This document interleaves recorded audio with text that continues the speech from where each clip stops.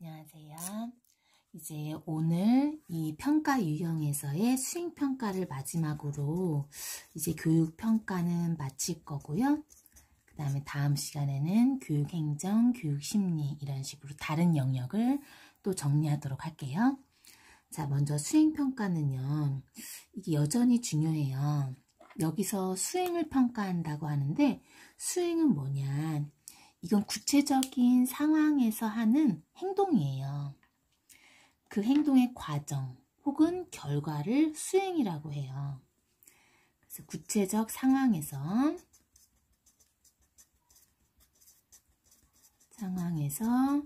실제로 행동하는 과정 혹은 결과를 의미해요. 그래서 이제 평가관이 달라졌어요. 그래서 발달적 교육관의 영향을 받아서 이제 구체적 학습 목표에 적절하게 처치를 교사가 해주면 모든 학생이 목표에 도달할 수 있다라고 해서 이제 수행평가가 그동안에 이렇게 지필평가에 대한 대안적 평가로 등장을 했죠. 그래서 수행평가는 지금도 학교에서 물론 여러 가지 문제점도 있지만 여전히 중요한 부분이에요. 그래서 수행평가는 잘 정리를 해둬야 해요. 먼저 그러면 개념을 살펴보도록 할게요. 수행평가의 개념은 이게 과정 결과를 모두 다 중요시해요. 그래서 학생들이 학습 과제를 수행하는 과정이나 결과를 보고 학생의 지식, 기능, 태도를 판단하는 평가 방식이에요. 그 수행평가 같은 경우는 교사의 판단, 관찰이 굉장히 중요하죠. 그래서 이따가 평가권이 보장돼야 된다 이런 내용까지도 정리할 거예요. 그래서 이제 교사가 학생이 학습 과제를 수행하는 과정 결과, 학습 과제를 수행하는 과정 결과를 보고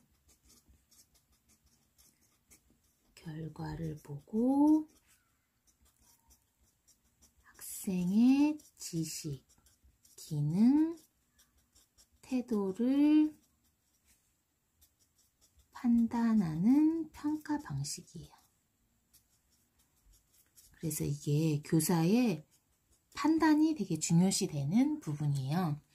근데 저는 이제 수행평가의 정의를 이렇게 하지만 수행평가에 대한 제가 이제 문제를 풀었거든요. 그런데 이게 좀 더 저한테는 쉽더라고요. 그냥 학생이 스스로. 저는 이걸로 그냥 외우고 있어요. 스스로 뭐 산출물을 만들거나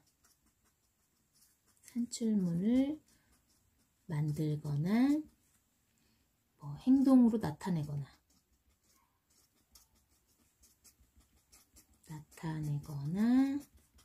답을 작성하게 하는 평가 방식. 그래서 이거 같은 경우는 조금 헷갈릴 수가 있어요. 답을 작성하는 게 왜? 왜냐하면요. 답을 선택하는 게 아니에요. 자신이 직접 연구하고 문제를 제기하고 해서 답을 직접 연구해서 작성해야 돼요. 그 의미예요. 그냥 6.25가 일어난 해는 뭐 1950년 이게 답을 작성한 그런 게 아니라 답을 선택하는 게 아니라 문제를 제기하고 답을 연구해서 작성하는 그걸 말해요. 뭐 개념은 위에 걸로 외워도 되고 아래 걸로 외워도 돼요. 저는 이제 개인적으로 이제 밑에가 좀 더 편해서요. 문제집을 풀다 보니까 그래서 밑에 걸로 저는 외우고요. 이게 특징이 있어요. 그래서 수행평가는 이게 과정도 중요시하고요. 과정평가, 결과평가를 모두 다 중요시해요. 과정평가만 중요해? 이게 아니에요. 과정과 결과를 둘 다 보죠. 모두 중시해요. 그 다음에 이거는요. 개인평가. 그죠? 개인별로 점수 주잖아요. 학교에서도요. 그리고 집단평가도 모두 중요시해요. 그 다음에 이거는 이제 지식을 평가하잖아요. 그러니까 인지적 영역도 중요시하고요. 그 다음에 정서를 다루는 정의적 영역. 그 다음에 행동으로 나타나야 되잖아요. 신체적 행동, 영역을 모두 다 중요시하는 전인적 평가예요. 영역에 대한 전인적 평가. 이 세 가지 모두 다 중요시하는 거. 지정, 의 모두 중요시하는 걸 전인적이라 그러잖아요. 전인적 평가예요. 그 다음에 이거는요, 그냥 일회적인 평가가 아니에요. 지속적이고 종합적으로 평가하는 거예요. 지속적, 종합적 평가예요. 발달 과정을 안 썼네? 발달 과정을 지속적, 종합적으로 평가라고 써야 되는데, 뭐, 다 알겠죠? 이거 쓰죠. 발달 과정을. 그래서 이건 학생이 답을 선택하는 게 아니라 직접 자기가 연구하고 문제를 제기하는 거예요. 그래서 학생이 답을 선택하는 게 아니라 직접 답을 연구하고 작성하니까 분석력도 향상될 것이고 고등 정신 능력도 향상될 것이고 문제 해결 능력도 향상될 수 있겠죠. 학생이 답을 선택하는 게 아니라 이 답을 연구해서 작성하는 거예요. 그러니까 분석력도 향상되고 문제를 분석해야 되니까 문제 해결력 다 문제잖아요. 문제를 다 해결하는 거죠. 문제 해결력도 향상되고 이런 것들이 다 고등 정신 능력이잖아요. 고등 사고 능력이 향상된다. 이게 지금 향상된다는 의미예요. 자, 그래서 이제 수행평가는 이렇게 좋지만 장점이 있고 단점이 있어요. 장점, 단점이 있다가 쓰고 여기서는 이제 수행평가를 효율적으로 적용하려면 어떻게 해야 되는지를 쓸게요. 그래서 효율적으로 적용하려면 먼저 수행평가는 시간이 너무 많이 들죠. 학생이 작성한 답을 논술형을 다 읽어봐야 돼요. 또 말하기를 또 다 들어야 돼요. 그러니까 이게 시간 소요가 많이 되잖아요. 그러니까 이게 먼저 시간 부족의 문제를 해결해야 돼요. 시간 부족의 문제를 해결. 시간 부족의 문제를 해결하려면 어떻게 해야 되나요? 교사의 업무를 경감해야 되겠죠. 지금 업무가 너무 많아요. 맨날 무슨 국회에서 방과 후 학교를 듣는 학생을 수를 조사해서 보고해라. 이런 식으로 공문이 굉장히 많잖아요. 그런 업무들을 경감해야 돼요. 그 다음에 1인당 학생 수를 줄여야 되겠죠. 교사 1인당 학생 수를 줄여야 이게 채점 같은 게 시간이 굉장히 많이 드는데 그런 시간 부족 문제를 해결할 수가 있겠죠. 그 다음에 교사의 평가권을 보장해야 돼요. 왜냐하면은 이게 교사의 관찰과 판단에 의존하는 거예요. 이거 지금 다 판단이거든요. 그래서 교사가 평가에 대한 권리가 강화되지 않으면은 이 수행평가를 하기가 힘들죠. 평가권을 보장해야 되고요. 그 다음에 이 수행평가 같은 경우는요. 먼저 수행평가에 대한 연구나 교사 연수가 선행이 돼야 돼요. 이 수행평가는 산출물을 만들어내는 거거든요. 근데 교사들 보면은 그냥 또 지필평가의 일부로 또 수행평가를 실시하는 경우가 있어요. 그래서 수행평가에 대한 연구, 그 다음에 교사 연수가 선행돼야 돼요.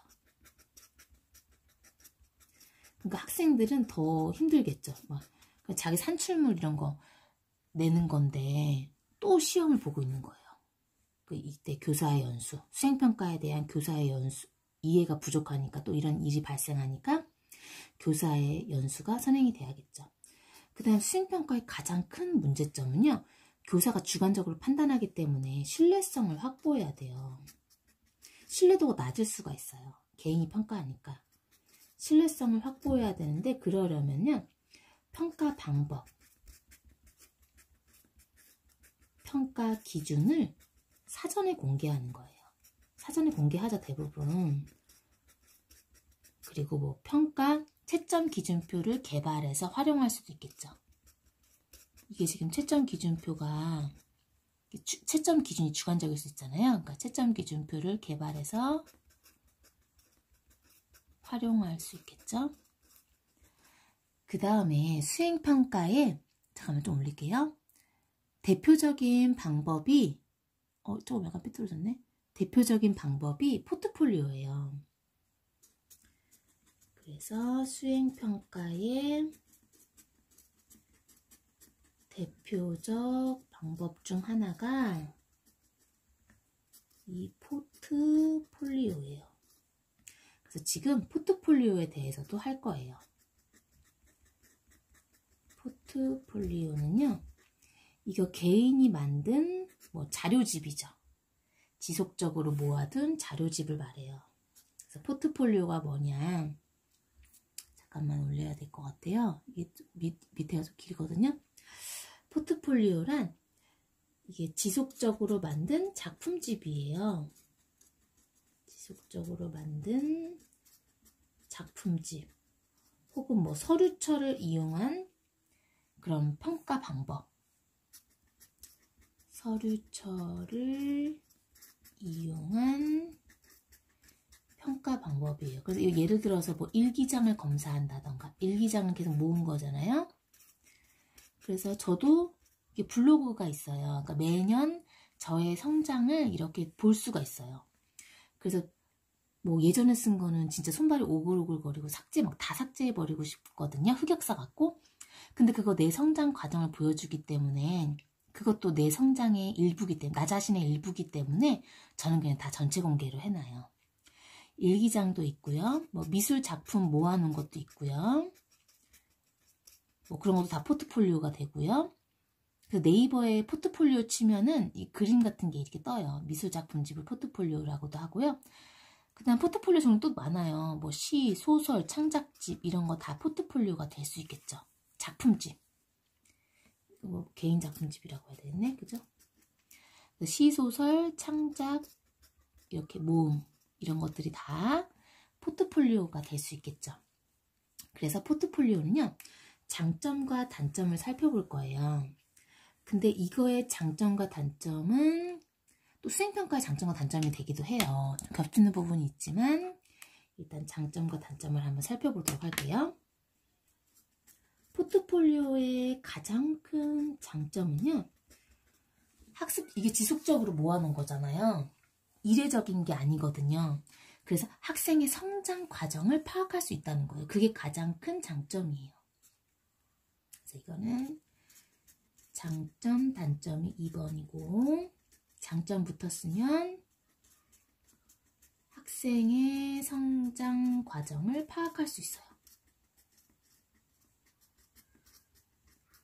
그 다음에 이거는요, 수업과 이 평가가 결합된 형태예요. 이게 무슨 말이냐면요, 수업 중에 교사와 학생이 협의하거든요. 어떤 작품을 할지. 그러니까 학습자가 동기도 유발되고 학습자가 적극적으로 교수 학습에 참여하겠죠. 수업 때도 이걸 하고 작성하고 이게 곧 평가예요. 그래서 수업과 평가가 결합된 형태예요. 그리고 이거는 교사가 학생이 이게 협의를 해야 돼요. 어떤 작품집으로 할 거고, 그래서 교사와 학생이 협력적으로 평가하는 기회도 있고요. 그래서 이게 의사소통 능력도 향상돼요. 문제 분석력, 문제 해결력, 고등사고력 외에도 의사소통을 해야 되니까 의사소통 능력도 향상되겠죠. 그 다음에는요, 이게 학생이 주도적 역할을 하죠. 학생이 주도적 역할을 해서 동기도 유발할 것이고, 그래서 동기도 유발되고 적극적으로 교수학습 활동에 참여하겠죠. 그 다음에요, 이거는 이 작품집을 통해서, 이 산출물을 통해서 교사가 자신의 수업이 적합했는지 안 적합했는지 수업의 효과성도 판단할 수가 있어요. 평가할 수가 있어요. 산출물 통해 교사 자신의 수업, 효과성도 평가할 수 있어요. 그 다음에 학습자가 자신의 산출물을 보면서 스스로 약점과 강점을 파악할 수 있겠죠. 잠깐만요. 맞추고요. 또 장점은요. 장점이 엄청 많죠. 학생이 산출물을 보고 그러니까 자기 성찰하는 거예요. 자신의 약점. 나는 이걸 잘하네. 시를 잘 쓰네. 난 소설은 좀 약하네. 약점, 강점을 파악할 수 있어요. 그 다음에 학생이 그런 구체적인 작품이나 진보 과정을 통해서 학부모와 의사소통을 할 수 있도록 하는 거예요. 학부모와 의사소통 기회도 많아지겠죠. 마지막이에요. 학생의 잠깐만 이거 보이는지 확인해야겠네요. 밑으로 내릴게요. 학생의 구체적 작품 통해 학부모와 의사소통하게 해줌. 그래서 학부모와 의사소통할 게 없잖아요, 별로. 근데 이제 이 산출물을 보면서 객관적인 자료를 보면서 우리 A라는 학생이요, 요거는 좀 잘하고 이렇게 못합니다. 이런 식으로 이렇게 소통할 수 있도록 해주겠죠. 단점은요, 이 수행평가의 단점과 마찬가지예요. 이게 시간이 너무 많이 걸려요. 이거 일일이 다 봐야 되잖아요, 포트폴리오를요. 그러니까 채점에 시간과 노력이 너무 많이 소요된다는 거. 노력이 많이 소요돼. 이런 거는요, 평가 우리 양호도 했잖아요. 뭐예요? 실용도가 낮다고 하죠? 그래서 이 실용도를 높이려면은 뭐 다른 방법, 대안이 있어야 돼요. 실용도가 너무 낮다는 거. 그 다음에 신뢰성도 낮죠? 신뢰성이 낮음. 그래서 이게 불공정할 소지가 있죠. 개인이 평가하다 보니까 소지가 많은. 자, 이렇게 해서 수행평가와 포트폴리오까지 다 정리하고 전체 교육평가 부분을 마치도록 하겠습니다.